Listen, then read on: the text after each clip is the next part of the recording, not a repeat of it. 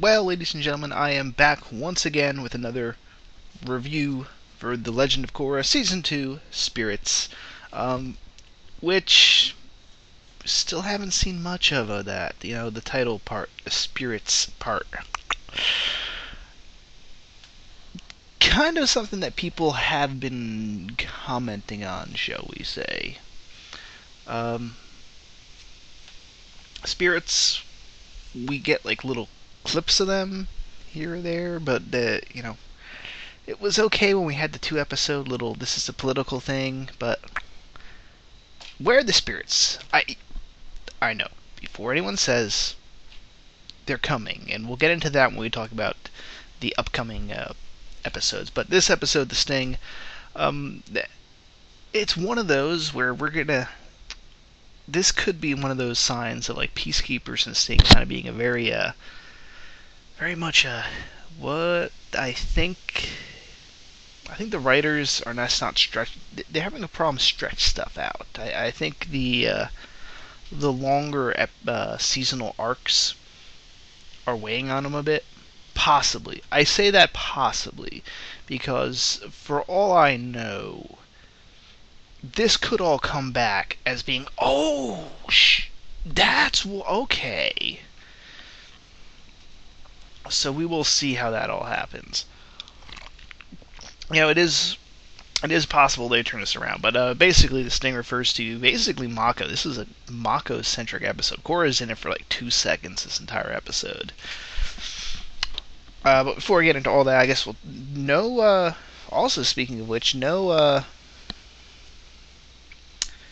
don't see any of the Avatar kids. Or I should say the Aang kids. They are our grandkids. Tenzin and his group is nowhere to be seen. And I was expecting at the very least that he finally starts to get word that, oh wow, stuff has been happening while we've been hanging out in the temple. Which, by the way, they also still had not addressed that first episode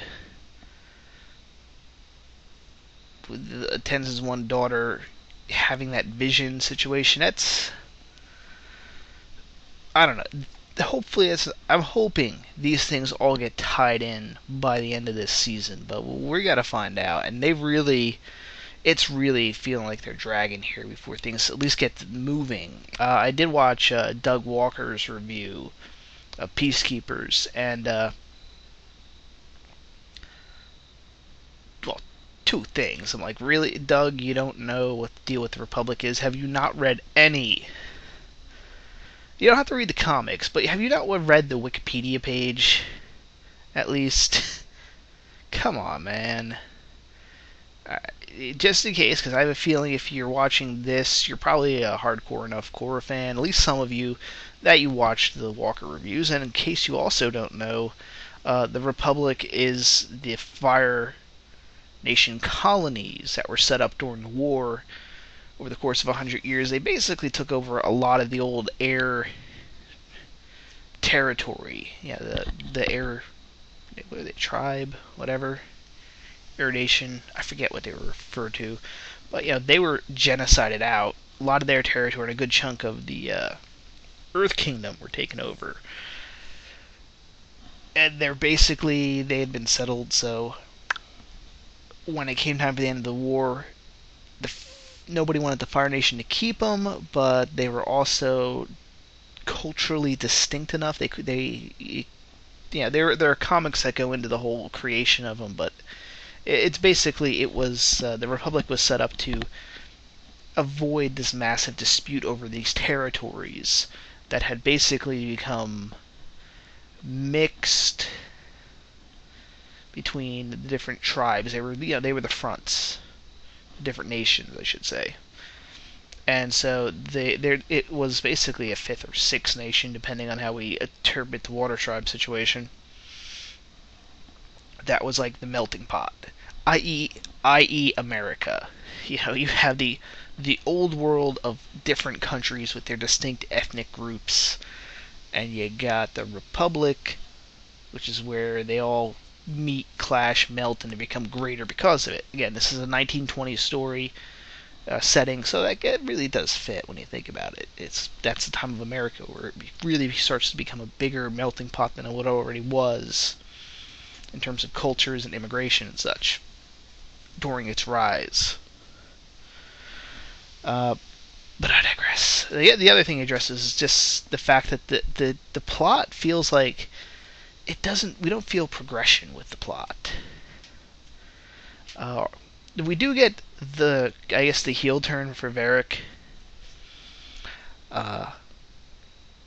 which I'm somewhat. You were kind of wondering how they were going with that character, and I think at least for the younger viewers, Varric turning out to be evil, or at least classic business deal, is he basically takes control of future industries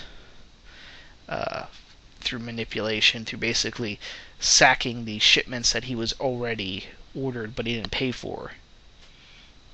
And you kind of see this why he's such a big business guy as he is. He doesn't really invent stuff. He takes other people's stuff and acquires them. So perhaps they're doing some social commentary about how businesses tend to operate nowadays. Really, you look at some of the biggest businesses out there, and they really don't create. That is a very big, heavy-handed criticism of modern corporate America. I think one of the problems you have with the system, it used to be the companies that made stuff were the ones that are making money. Now it's companies that have just basically acquire and take other people's technology, slap their own label on it, and buy out the struggling but innovative companies. So kudos to them. They're they might be doing some commentary on that. Which, look at Apple. What has Apple invented? Varric is basically Steve Jobs, and let's face it, even fans of Steve Jobs admit that as a person, he was kind of an asshole. Pardon my French. I should say as a business person, he was ruthless. And Apple is one of those tech companies that does not really invent much. When you really look at all the technology that they use or they supposedly invent, they really don't. They buy licenses for different companies and slap them together, and they make and basically put a nice finish on it. But yeah, I'm getting off on a tangent there. So where was I? Yeah, with the plot. So yeah, it turns out Varric is basically purposely, literally, sinking future industries in order to acquire it. Something that I think that's more of a plot for the older audiences. We get it. I'm curious how the younger audiences, if they understand that. If for me, I understand the core companies acquiring and taking control of other companies happens all the time. So I see the implications there.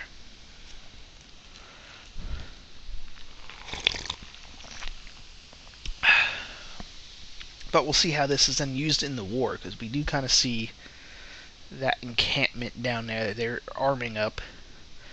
I will withhold my continued arguments over. I know one person commented about the gun situation. Listen, buddy. And to that person, and to anyone else that may have also heard my tangent on about why they're still not using kind of like some sort of projectile weapon. Of course, the thing gets brought up is, well, they have benders, they have bending abilities. I think it's kind of established that benders are a minority, and that the bulk of the armies are made up of non-benders. That was always the case in if you watch the old series, they do kind of make a distinction actually in. You watch the old series, the Fire Nation, you could tell they had different outfits for who was a bender and who was a non-bender. And of course, the non-benders tend to take up. They were more your foot soldiers, and you had your firebenders with the skull masks being your actual guys. your foot soldiers. So what are the foot soldiers using? They're using a spear. Come on, these guys are expected to go up against benders. You got modern technology. You figure you could give something to help them with a bit of an edge outside of a spear.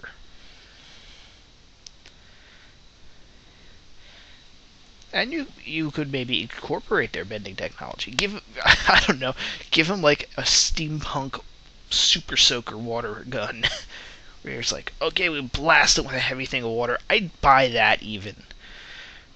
Of course, that now I got this image of like Fire Nation troops that are just nothing but flamethrower guys. If the creators of the show are listening, I want an army of flamethrowers. Like guys with flamethrowers. Come on, who out there is not who out there would love to see that? It's an army of nothing but people with flamethrowers. You kind of see what I'm getting. Actually, I guess an Earth Nation or Earth Kingdom. Yeah, you can still have a kingdom. We have the UK, or well, not we as Americans, but the UK exists out there. They have a king. You can still call it the Earth Kingdom. Well, actually, they have a queen, but it's besides the point. I guess they would have something kind of like a gun. You can make it like a little disc gun. So like they have discs of stone that hit people. See, there is your solution. And by the way, merchandising.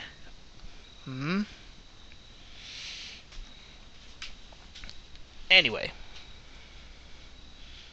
I digress.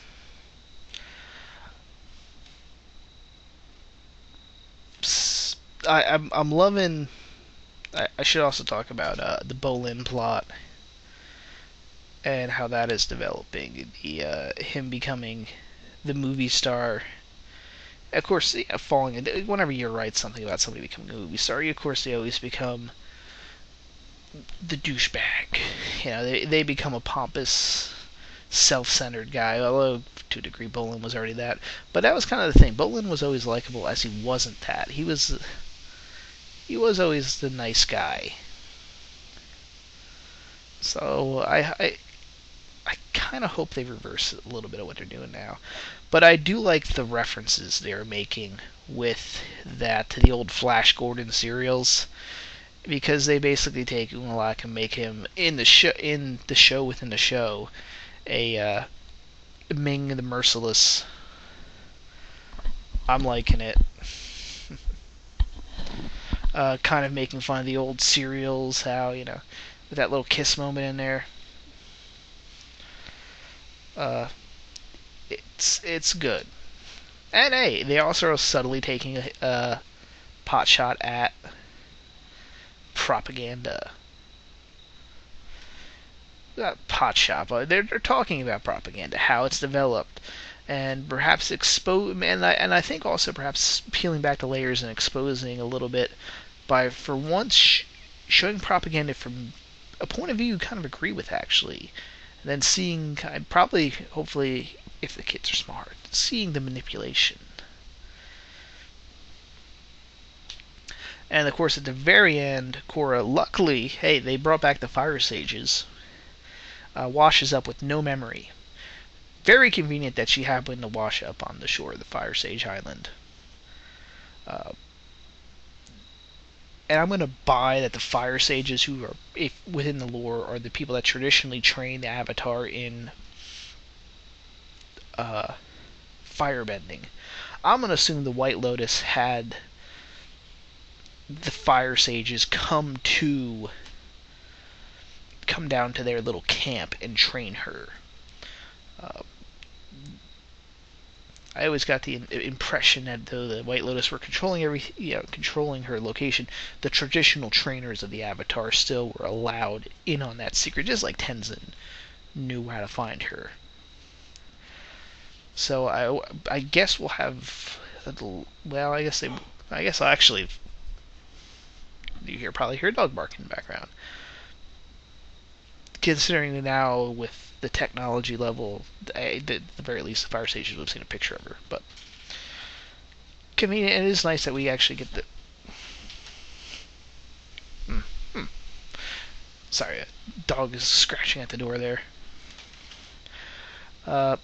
see them, I guess, now doing and playing the role they're supposed to. In the original series,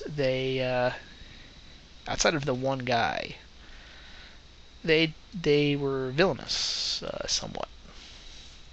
Yeah, they had kind of broken with their responsibilities. So it's kind of nice. I guess this is a bit of the apology and a bit of us getting a little bit more of a glimpse into them, what their true role is supposed to be. Because as I'm looking up, next week we have Beginnings Part 1 and 2, and I guarantee you this is now where we're going to see the story of the first Avatar, that they're going to retell Korra what she is, what is the Avatar. Which I guess is a good setting, but it's kind of why she doesn't have memory or anything. She was in the belly of a spirit. So we'll have to see what's going on there. And then looks like both 1 and 2 of Wikipedia, we have to take that with a grain of salt, does say both of them are due to premiere on October 18th, which is next week. We'll see how those turn. Well, I guess, is it a 2-hour thing? Kind of interesting how they're doing. Or not 2 hours. Is it a half-hour show? I think it is. Anyway, and then they have the guide the following. So I'm guessing we're going to get actually into the spirit stuff. And I hope so, because, it's the main point.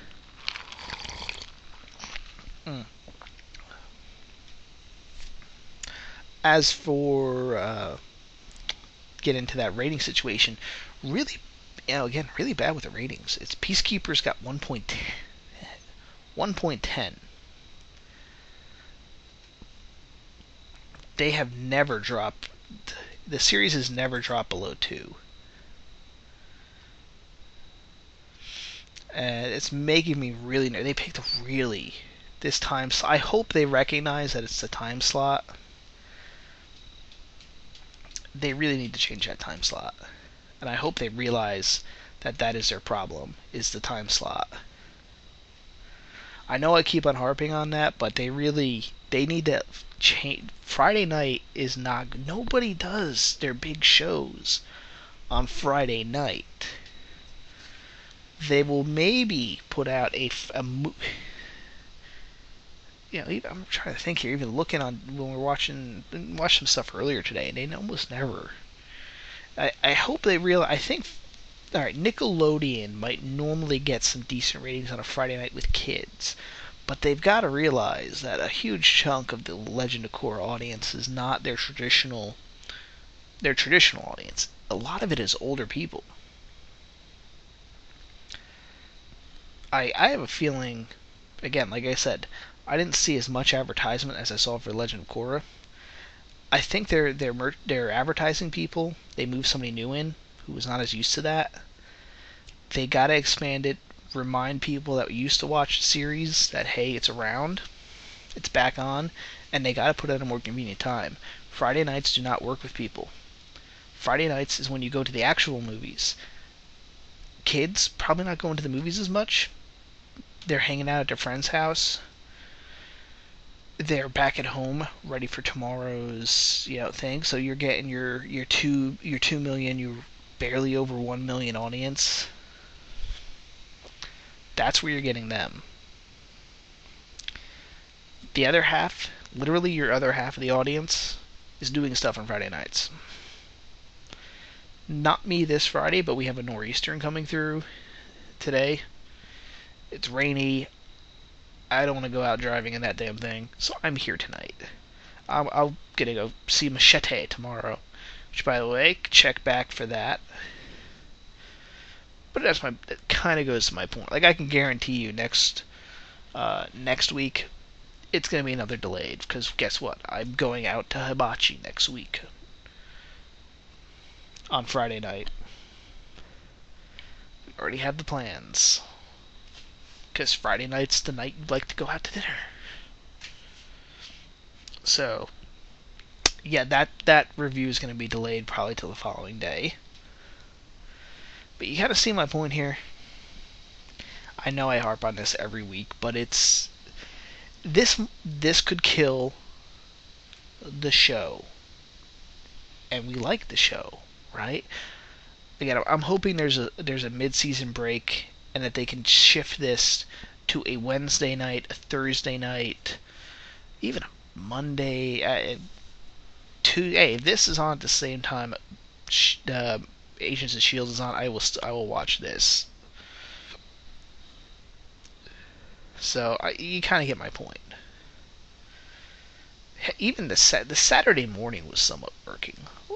Like I said in the previous episode, yeah, Saturday morning you can delay your stuff by an hour in order to catch a show. So if it's on at like 11 o'clock, they were actually getting, adults. If you, I know not everyone is able to take off on a Saturday. I have a nice professional level, or we're on a banking schedule. If you, I don't know what a lot of people call it, a professional schedule, where you work, you know, you've got the standard work hours, your banking hours. I've always heard people call it a professional schedule, is basically. But you get my point. You're off on the weekends. You're off on the major holidays, and you're normally out of work between 3 and 5 every day. A lot of people work those. Anyway, I've once again gone on tangents again. But it's going to be interesting how we're going to see the mecha tanks and all that stuff come into play, which I'm still curious, though, why Future Industries is almost bankrupt.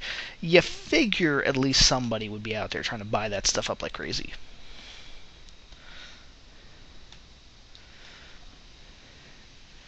I mean, we don't know the whole political situation with everybody, but you figure at least Unalak would have been down there like, you know what?